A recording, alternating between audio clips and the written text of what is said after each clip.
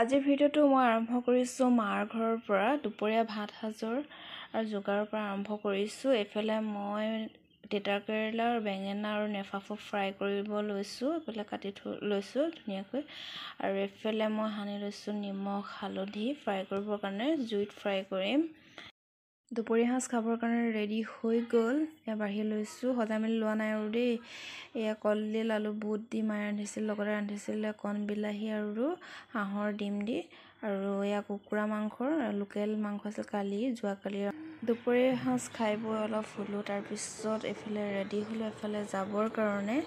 মোৰ জন্মগত গাঁওখনত আজি শেষৰ দিন, অৰ্থাৎ মই আছোঁহি মোৰ মা দেউতাৰ ঘৰত, আৰু এইফালে মই ৰেডি হৈছোঁ।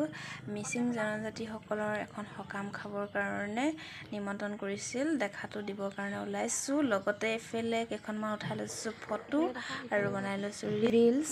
ক'ৰবালৈ সাজি কাচি ওলালে কেইখনমান ফটো আৰু এটা ৰিলছ নবনালেতো ভালেই নালাগে, গতিকে এইফালে সুন্দৰ প্ৰাকৃতিক পৰিৱেশ আৰু বাম খেতি পথাৰৰ মাজত বনাই লৈছোঁ ৰিলছ আৰু ফটো উঠাই লৈছোঁ। এইফালে ৰিলছ আৰু ফটো উঠি থাকোঁতে হঠাতে আহি গ'ল এযোৱা হুঁচৰি খেৰমীয়া গাঁৱৰ পৰা, আমাৰ ওচৰৰ গাঁওখনৰ পৰা হুঁচৰি যোৱা আহিছে আমাৰ ওচৰৰ পেহী ঘৰলৈ। মোৰ লগতে আপোনালোককো অলপ দেখাই দিওঁ।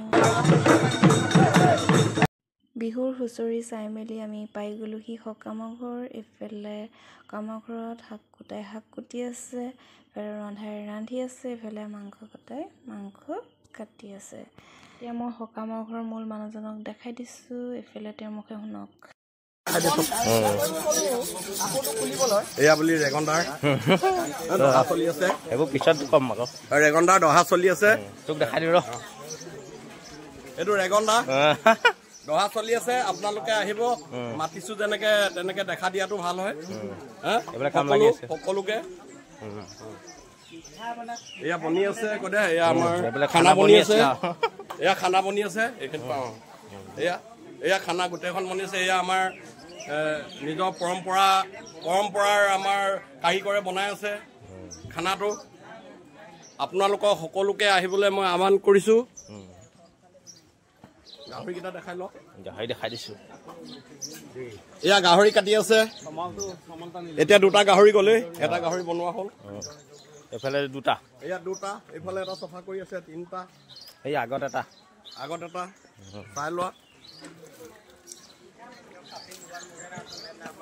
এয়া মোৰ নাতি হয়, নাতিয়ে গাহৰি চফা কৰি আছে। আমাৰ গাহৰি আমি গেছত চফা নকৰোঁ, আমি মিচিং মানুহ গৰম পানী দি চফা। এতিয়া মোৰ নিউজ লাইভৰ ভাল আপোনাৰ আমাৰ পৰা ঘূৰি আহোঁতে আন্ধাৰে হ'ল। এইফালে মই কাপোৰ কানি নোখোলাকৈয়ে ঘৰৰ পৰা লৈ আহিছিলোঁ দুটামান ব্লাউজ, যিকেইটাৰ হাতকেইখন মানে ডাঙৰ হয়।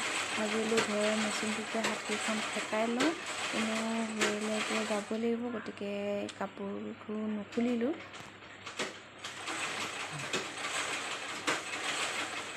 তাৰ হাতকেইখন ঠেকাই লোৱাৰ পিছত এইফালে মোৰ ভণ্টিৰ ছোৱালী মতি, মোৰ সৰু ভাগিনীজনীৰ লগত অলপ ধেমালি কৰিলোঁ।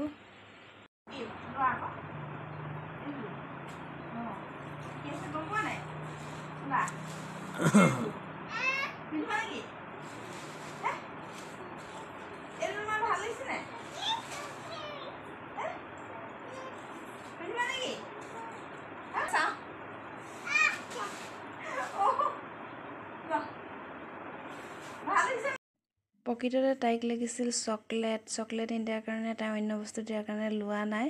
তাৰপিছত তাইক চকলেটটো দিয়াৰ কাৰণে তাই কৈছে থেংক ইউ, কাৰণ তাই চকলেট খাই ভাল পায়, আৰু এনেও সৰু ল'ৰা ছোৱালীয়ে চকলেট চিপছ এইবোৰতো খাই ভালেই পায়।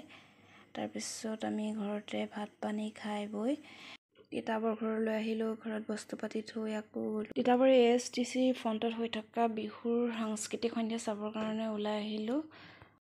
এয়া আমি আহি পাই গ'লোহি বিহু সন্মিলন চাবৰ কাৰণে। আমাৰ লগত আপোনালোককো অলপ দেখাই দিওঁ।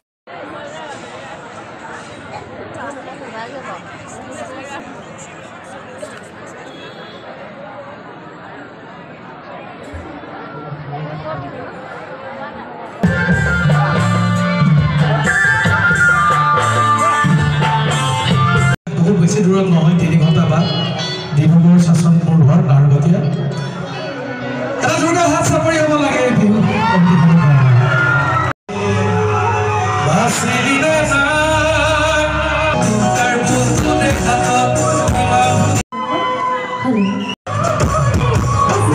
ভিডিঅ'টো আজিলৈ ইমানতে সামৰিছোঁ। বাই।